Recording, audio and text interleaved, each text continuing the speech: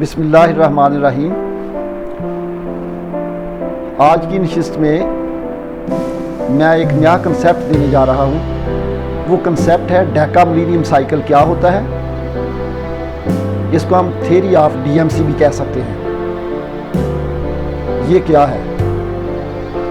Metaphysical साइंसदानों के मुताबिक, spiritual साइंसदानों के मुताबिक वो ये कहते हैं कि ज़मीन पर आने वाली तब्दीलियाँ, मौसमियाती तब्दीलियाँ, क्लाइमेटिक चेंजेस और अर्ज़ियाती तब्दीलियाँ, जिन्हें हम जियोलॉजिकल चेंजेस कह सकते हैं, ये एक साइकिल की तरह आती हैं, यानी एक चक्कर साइक्लिक वे में आती है।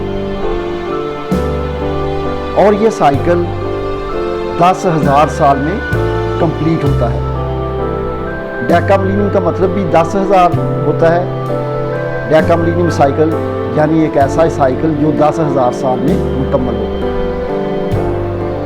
ये कंसेप्ट रूहानी साइंसदानों के मुताबिक बिल्कुल वाज़ेह है और फिज़िकल साइंसदान इसके ऊपर रिसर्च कर सकते हैं, इसको देख सकते हैं और उनके लिए ये थ्योरी का दर्जा रखती है। तो इसमें जो तब्दीलियाँ आती हैं वो इस तरह हैं कि हर 10,000 साल के बाद ज़मीन के ऊपर एक बहुत बड़ी चेंज आती है, बहुत बड़ी तबाही आती है। उसमें क्या होता है कि समंदर का कुछ हिस्सा खुश्की में कन्वर्ट हो जाता है और खुश्की पर समंदर का पानी आ जाता है। ये ऐसे क्यों होता है? इसको हम ऐसे कह सकते हैं कि डीएमसी का आगाज़ स्टोन एज से होता है, पत्थर के दौर से होता है और इसका अंजाम और इसके आखिर पे वाटर साइकिल डिस्टर्बेंस होती है। वाटर साइकिल डिस्टर्बेंस में आइस एज आती है और उसके बाद ज़मीन पर सैलाब आता है। ये काम, ये चक्कर 10,000 साल में मुकम्मल होता है। ये क्यों ऐसे होता है?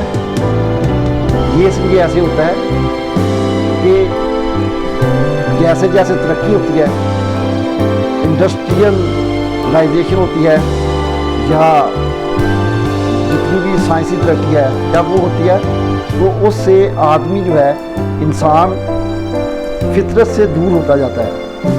जब वो फितरत से दूर होगा तो उससे तब्दीली जो है वो आती है और ये तब्दीली कैटास्ट्रॉफ भी कहलाती है। कैटास्ट्रॉफ भी ऐसी तब्दीली को कहते हैं जो एक ख़ास वक्फे के बाद आए।